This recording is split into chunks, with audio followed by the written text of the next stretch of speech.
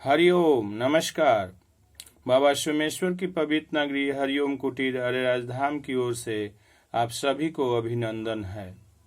संसारिक उलझनों, कठिनाइयों, पहेलियों को सुलझाते हुए यह मत भूलो कि अधिकांश समस्याओं की जड़ हमारे भीतर है। उनका समाधान भी हमारे अपने अंदर ही मौजूद है। अपने को सुधारना, अपने को बनाना, अपने को बढ़ाना ही वह उपाय है जिससे दुनिया सुधर सकती है। राजधर्म की मर्यादाओं का पालन करना चाहिए, लेकिन हमारे नीतीश बाबू ऐसा नहीं करते हैं। बार बार पलटी मारते हैं। जो बुरी बात है उसे छोड़ने में ही भला है। नारी शक्ति के अरमान को चकनाचूर करने वाली सरकार आज बिल्कुल भयभीत हो चुकी है। तो आइए इसी के संदर्भ में इसको भोजपुरी में सुना जाए।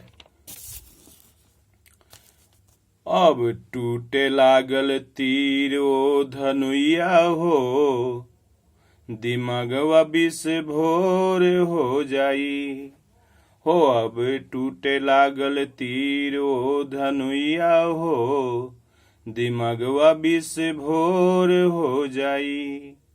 बार बार पलटी मारला से लोगवा डाकू बेईमान ओ चोर हो जाई हो।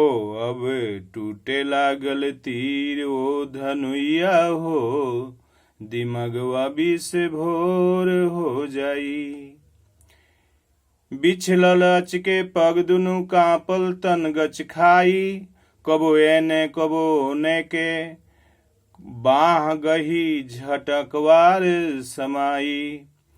बदलाव के गजरा पहिनी चांदनी मुस्कान पाई, जब जब जाएब लालू के नगरिया हो, मन विभोर हो जाई हो। जब जब जाएब लालू के नगरिया हो, मन विभोर हो जाई।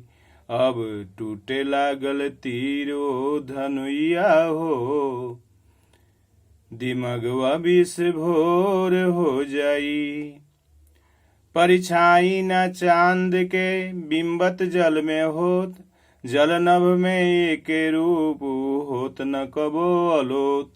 भीतर बाहर के नयन भइल रतौधी रोग, नयन निहारत नयन के नयन से नयन चित चोर हो जाई हो। नयन निहारत नयन के नयन से नयन चित चोर हो जाई।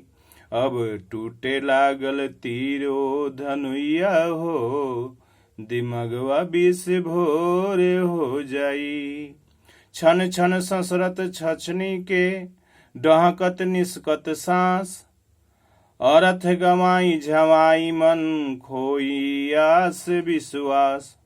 भौरन के गुंजन सुनत पहुँचे मोदी जी के पास, तोहर ताना मरी है गौआ जेवरवा हो, इजतिया थोरे थोरे हो जाई। तोहर ताना मरी है गौआ जेवरवा हो, इजतिया थोरे थोरे हो जाई।